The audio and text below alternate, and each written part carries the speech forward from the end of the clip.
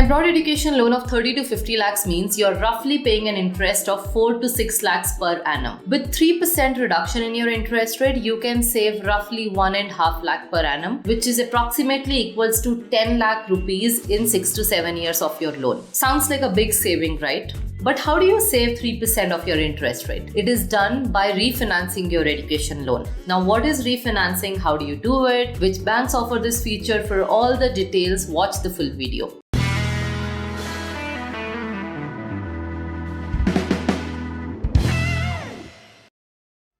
Hello all, this is Damini, co-founder of VMake Scholars, India's largest education finance platform. So we started in the year 2015 with funding and support from Ministry of IT, Government of India under their Digital India campaign with a purpose to help students like you with scholarships and education loans for your higher studies. Hence, our videos are the most trusted source of information than watching some random vlogger. Even though we share the information through these videos virtually, but if any bank staff in your city denies accepting any information which is shared by us, we are just a call away. Just call us, we will speak to them and resolve the issue. Loanflix web series talks about everything about education loans, and this video is particularly about education loan refinancing, or you can call it as education loan takeover or a balance transfer. All these terms refer to the same thing, wherein you transfer your outstanding education loan amount from one bank to the other bank. And why do you do it? It is for multiple reasons, which I'll tell you in a while. So in this video, I'm going to discuss the possibilities and process of transferring your education loan. Let's start, but before that, do not forget to subscribe to our channel. I am putting in all this effort so that you can get to know the concepts and basics of education financing. A free subscribe will just be a motivation for me and my team.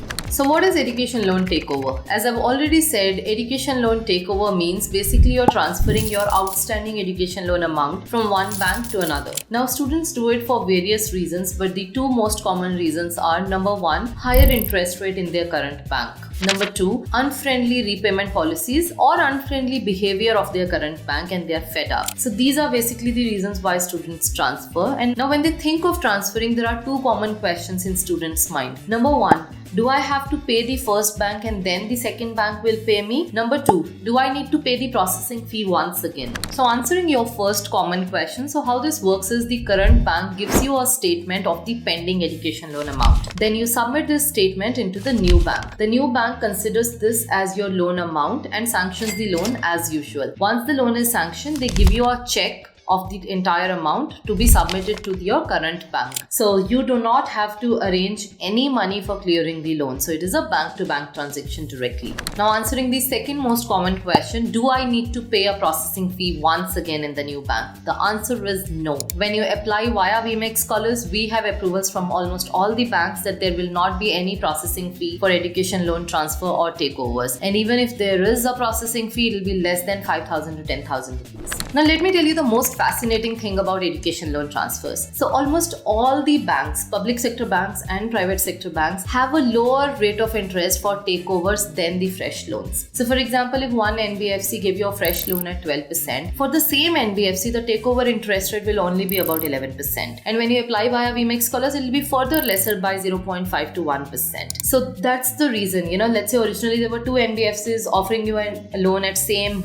interest rate. After 1-2 years, when you transfer from here to there, you'll be able to get a lower interest rate. And another thing here is that most of the private lenders have this habit of increasing their interest by 0.5 to 1% every year. So that is the reason after 1-2 years, people prefer to transfer their loan to get a cheaper interest rate. But wait, the best part is not over yet. Some of you might have seen my latest video on SBI's non-collateral education loan of 50 lakhs for abroad studies. If you haven't seen it, do watch it after this video. The link is in the description. So this is the groundbreaking news in terms of education loan transfers, and that's why I'm making this video. So many of you didn't choose SBI originally because SBI required a collateral and you didn't have it, even though you knew that SBI's rate of interest is better, its other charges and everything are lower than the private lenders. You couldn't go for it. But now, as SBI has launched a non-collateral loan product, you can transfer your existing loans running with NBFCs or private lenders, where definitely your interest rate will be higher. You can can transfer it to SBI at an interest as low as 10% without any collateral. So if you want to understand how much will be your interest rate saving when you transfer your loan, or if you just want to understand that whether your university is eligible for a non-collateral transfer to SBI, you should just talk to our education loan takeover team. To get in touch with us, you can call us on the number which is shown on the screen, or you can request a call back via the link which is in the video description. And if you don't know it yet, please note that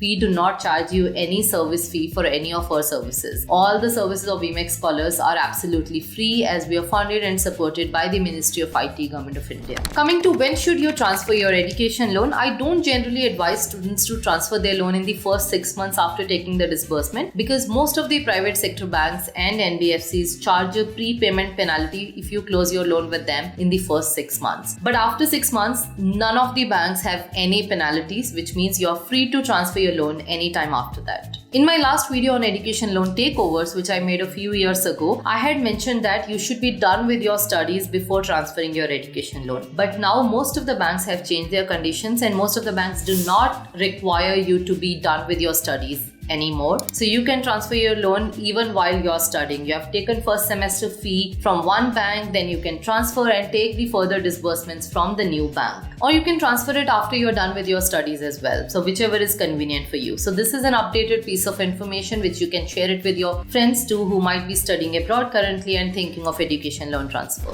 Now there are final few technical things about education loan transfers which you should know. Number one, there will be no loan margin, which means whatever is the pending amount in your current bank, the new bank will sanction you the complete amount. Number two, during takeovers, you can also ask for a higher sanction limit to the new bank compared to what you were previously sanctioned, but you should have a proper reason or justification for the same. Number three, if you're moving a collateral-based loan from one bank to another, the new bank will most likely ask you for a collateral also. Rest all the terms are similar to the regular education loan schemes. I hope everything is clear till here. If you have any doubts regarding takeover loans or refinancing, feel free to put it in the comments below and we will answer all your queries. VMEX Scholars has a dedicated team for education loan transfers, and with the level of expertise which we carry at VMEX Scholars in terms of education loan processing, I can definitely claim that nobody in the market will have that in-depth knowledge. And I'm saying this with huge data backing. See, VMEX Scholars has processed more than 80,000 education loan applications just in the last 1 year. And even if you take against this, the biggest branch of the biggest bank like SBI in a big city like Mumbai, they would not have processed more than 20 to 30 applications in an entire year. So that's why our scale is the reason for our expertise. So to talk to a balance transfer expert, you can call us on the number which is shown on the screen, or you can request a call back via the link which is in the video description.